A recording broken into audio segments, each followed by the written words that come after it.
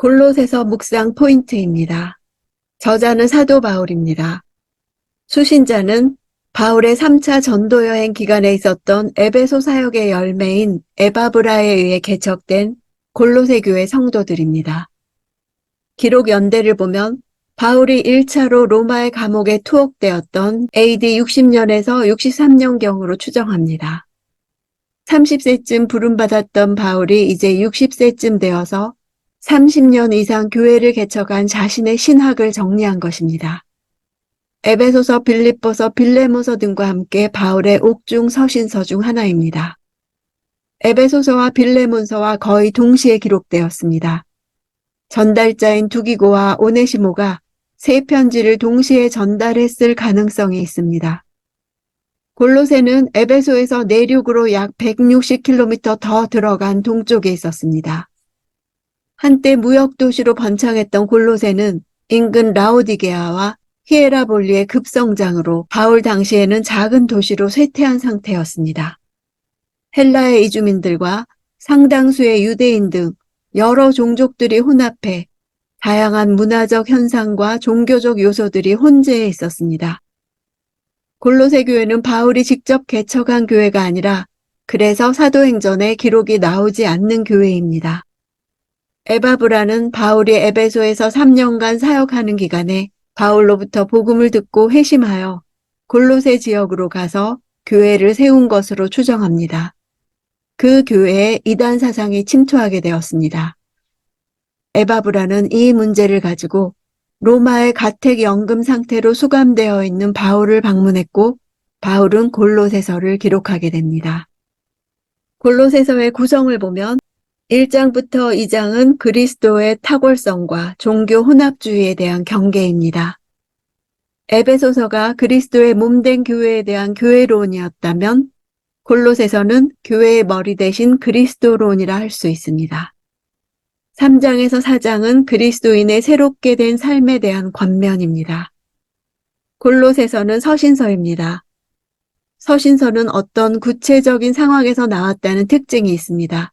그래서 서신서를 상황문서라 하고 그 상황을 어떻게 풀어가는가 하는 면에서 과제신학이라고 합니다. 즉 기록 목적이 되겠습니다. 서신서는 왜 이 편지를 쓰게 되었는가를 놓치지 않고 읽어야 합니다. 그러려면 원독자의 배경과 저자의 상황을 알아야 합니다. 이 서신서를 쓰게 된 목적을 염두에 두고 읽어야 문맥을 파악할 수 있습니다. 객관적 관찰에서 문맥에 맞는 묵상과 적용이 나오는 것입니다. 그러면 골로새의 상황이 어땠는지, 즉 원독자들의 상황이 어땠는지 보겠습니다. 골로새의 이단은 일종의 종교적 혼합주의라 할 수 있습니다. 골로새 교회에 침투한 이단의 정체를 보면 영지주의적인 요소는 지혜의 강조와 천사 숭배와 금욕주의였습니다. 유대적인 요소는 참신자라면 할례를 받아야 하고 음식 예법을 지키고 절기를 준수해야 한다고 했습니다. 골로새 교회의 구성원들은 거의 이방인이었습니다. 믿기 전 그들이 과거에 지니고 있던 이방 사상과 종교적 전통에 영향받을 수밖에 없었습니다. 그리스도인들이 이단 사상에 빠지는 가장 근본적인 이유는 그리스도께 대한 바른 지식을 갖지 못하기 때문입니다. 바울의 권면을 보면 바울은 거짓 교사들의 가르침에 일일이 대응하고 논쟁하는 방식보다는 먼저 그리스도의 탁월성을 제시함으로써 이단 사상의 헛됨을 드러내고 논박하는 방식을 취합니다. 바울의 권면 첫째, 그리스도의 탁월성. 둘째, 종교적 혼합주의에 대한 경계. 셋째, 위의 것을 추구하는 그리스도인의 삶. 첫 번째 그리스도의 탁월성을 보면 골로새서 1장 9절 그러므로 우리도 소식을 들은 날부터 여러분을 위해 쉬지 않고 기도하며 간구합니다. 우리는 여러분이 모든 영적 지혜와 통찰로 하나님의 뜻을 아는 지식으로 충만하게 되고 골로새 교회에 침투한 영지주의와 헬라 철학의 가르침에 현혹될 위험에 처했던 골로새 교인들은 하나님의 뜻을 아는 지식이 필요했습니다. 당시 영지주의자들은 자신들만이 신비로운 영적 지식을 가지고 있다고 주장했습니다. 바울은 영적 지혜와 통찰은 하나님의 뜻을 아는 지식에서 온다고 말합니다. 골로새서 2장 2절 이는 그들이 마음으로 위로를 받고 사랑 가운데 연합해 깨달음에 근거한 확실한 이해의 모든 풍성에 이르러 하나님의 비밀인 그리스도를 온전히 알게 하려는 것입니다. 마음의 위로를 받고 사랑 가운데 연합할 궁극적 목표는 바로 하나님의 비밀인 그리스도를 깨닫기 위함입니다. 궁극적 목표는 이단의 공격에 대항하는 것이 아닙니다. 하나님의 비밀인 그리스도를 온전히 깨닫게 될 때 비로소 이단의 공격에 승리할 수 있습니다. 그리스도에 대한 온전한 지식이 결여되면 이단들의 공격에 당할 수밖에 없습니다. 바울의 권면 두 번째, 종교적 혼합주의에 대한 경계. 골로새서 2장 8절. 아무도 여러분을 철학과 헛된 속임수로 사로잡지 못하도록 조심하십시오. 이런 것들은 사람의 전통과 세상의 초등학문을 따른 것이요. 그리스도를 따른 것이 아닙니다. 당시 철학자들은 교묘한 궤변으로 자신의 그릇된 학설을 정당화하고 다른 사람과 논증하는 일 자체를 업으로 삼으면서 무의미한 변증만을 계속했는데 당시 영지주의 이단들이 그러했습니다. 영지주의자들을 비롯한 당시 철학자들은 세상의 근원에 대해서 많은 논쟁을 했지만 정확히 세상의 근원에 대해서 이야기하지 못했습니다. 골로새서 2장 18절. 아무도 거짓된 겸손과 천사 숭배를 주장해서 여러분의 상을 빼앗지 못하도록 하십시오. 그런 사람은 자기가 본 것들에 집착해 육신의 생각으로 헛되게 교만해져서 골로새 교회를 위협하던 천사 숭배자들은 겸손을 가장하여서 하나님께 직접 나아가기에는 자신이 너무나 하찮은 존재이기에 결국 하나님과 인간 사이에서 중개하는 천사를 숭배해야 한다고 천사 숭배 행위를 정당화한 것입니다. 골로새서 2장 11절. 그리스도 안에서 여러분은 육신의 몸을 벗어버리는 그리스도의 할례, 곧 손으로 하지 않은 할례를 받았습니다. 바울은 성도들이 그리스도의 할례, 즉 마음의 할례를 받았음을 밝힙니다. 당시 교회 내에는 할례의 상징성만을 붙잡고 육체의 할례가 구원의 조건이 된다고 주장하는 유대 율법주의자들이 있었기 때문입니다. 육신의 몸을 벗어버리는 영적 할례는 마음 가죽을 베는 것으로서 마음의 본질적인 변화를 말합니다. 골로새서 2장 16절 17절. 그러므로 여러분은 먹고 마시는 일이나 절기나 초승달 축제나 안식일과 관련된 문제로 아무도 여러분을 판단하지 못하게 하십시오. 이것들은 앞으로 올 것들의 그림자일 뿐이요. 그 실체는 그리스도께 속해 있습니다. 율법주의적 이단 세력들이 골로새 성도들을 판단하는 유대 의식법에는 먹어야 될 음식과 먹지 말아야 될 음식이 구별되었고 절기 의식과 형식 자체만을 강조하는 오류가 있었습니다. 바울은 그들이 붙잡고 있는 것은 실체가 아니라 그림자라는 것입니다. 모든 구약의 의식법들은 그리스도를 나타내기 위한 그림자로서 존재했고 이제 그 실체를 만난 자들은 그림자를 좇을 필요가 없습니다. 바울의 권면 세 번째, 위의 것을 추구하는 그리스도인의 삶. 골로새서 3장 1절. 그러므로 여러분이 그리스도와 함께 살리심을 받았으니 위에 있는 것들을 추구하십시오. 거기에는 그리스도께서 하나님의 오른편에 앉아 계십니다. 3장부터는 성도가 지향해야 할 삶의 원칙과 실제적 지침을 다루고 있습니다. 위에 있는 것들을 추구하라는 것은 그리스도께 속한 것들을 찾으라는 것입니다. 위에 있는 것들을 생각하는 것은 위에 계신 그리스도에게 마음을 향하게 하는 것입니다. 땅에 있는 것들은 우리로 하여금 하나님을 바라보지 못하게 하며 하나님으로부터 점점 멀어지게 합니다. 골로새서 3장 10절. 새 사람을 입으십시오.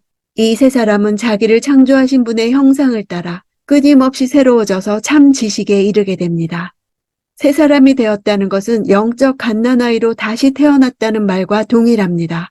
따라서 당연히 이들에게는 영적 성장과 성숙이 요구되는 것입니다. 지식에까지 새롭게 하심을 받는 것이 바로 하나님의 형상을 좇아 새 사람이 된 자가 도달해야 할 최종 목표입니다.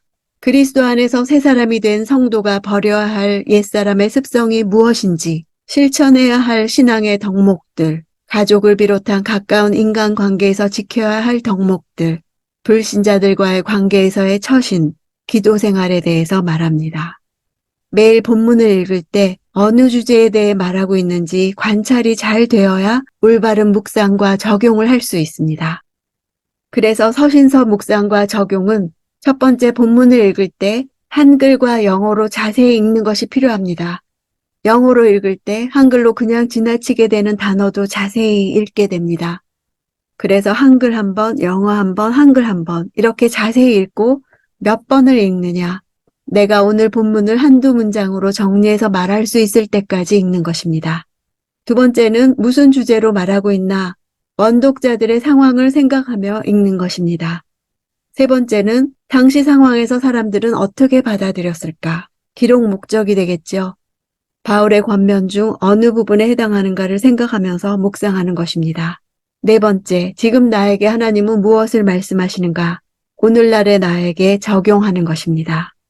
골로새서 나의 적용을 보면 첫째, 그리스도 안에 뿌리를 내리고 자라고 있는가? 골로새서 2장 7절, 여러분은 주 안에 뿌리를 내리고 세움을 받으며 가르침을 받은 대로 믿음 안에 굳게 서서 감사가 넘치게 하십시오. 주 안에 뿌리를 내리게 해주셨고 건물처럼 세워주셨고 믿음에 굳게 서게 해주셨습니다. 내가 할 일은 그 상태로부터 지속적으로 자라나가는 것입니다. 오늘의 나는 이전보다 더 성숙해지고 자라나고 있습니까? 나의 적용 두 번째입니다. 진정한 교회로서 존재하기 위한 싸움과 고난을 감당하고 있는가? 골로새서 1장 24절, 이제 나는 여러분을 위해 받은 고난을 기뻐하며 그리스도의 남은 고난을 그분의 몸된 교회를 위해 내 육체에 채웁니다. 그리스도와 연합하여 그 안에서 자라가기 위해서는 치열한 싸움이 있습니다. 뿌리를 내리지 못하게 하고 세워지지 못하게 하고 믿음에 굳게 서지 못하게 하는 세력이 있기 때문입니다. 바울은 자신이 경기장의 검투사처럼 목숨을 내어놓고 영적 전쟁을 치르고 있다고 했습니다. 나에게도 필연적으로 맞닥뜨릴 싸움과 고난이 있습니다. 이 과정에서 겪는 고난을 감당해야 합니다. 진정한 교회로서 존재하기 위해 싸움과 고난을 감당하고 있습니까? 나의 적용 세 번째입니다. 공동체를 위한 중보 기도를 하고 있는가? 바울은 골로새 교회를 향하여 이렇게 기도한다고 기도 내용을 공개했습니다. 문제가 있는 상황을 위해 기도할 때 문제를 먼저 기도하기보다 원래 어때야 하는가를 기도하는 것입니다. 골로새서 1장 9절, 그러므로 우리도 소식을 들은 날부터 여러분을 위해 쉬지 않고 기도하며 간구합니다. 골로새서 1장 10절에서 12절, 바울은 골로새 교인들이 주께 합당히 행해서 모든 일에 주를 기쁘시게 하기를 바라면서 구체적인 기도 제목 4가지로 기도합니다. 첫째가 모든 선한 일에 열매를 맺는 것이고, 둘째가 하나님을 아는 지식에서 자라는 것이고, 셋째가 하나님의 영광의 권능을 따라 힘있게 되는 것이고, 넷째가 성도의 유업을 주신 하나님께 감사하는 것입니다. 골로새서 2장 5절, 내가 비록 육신으로는 떨어져 있으나 영으로는 여러분과 함께 있어 여러분이 질서 있는 삶을 사는 것과 그리스도를 믿는 여러분의 믿음이 굳건한 것을 보고 기뻐합니다. 먼저 나의 가장 절박한 기도 제목에 이 기도를 적용해서 기도하고 그 다음 공동체를 위해, 동역자를 위해, 때로는 전혀 만난 적 없는 선교사를 위해서도 이렇게 중보기도 할 수 있습니다. 바울은 골로새 교회의 소식을 들은 날부터 쉬지 않고 기도하며 간구했다고 말합니다. 이런 중보기도가 가능하려면 우리도 실제 정기적인 개인 기도 시간을 정해야 할 수 있습니다. 골로새서를 묵상하는 동안 믿음의 성장이 있기를 원합니다.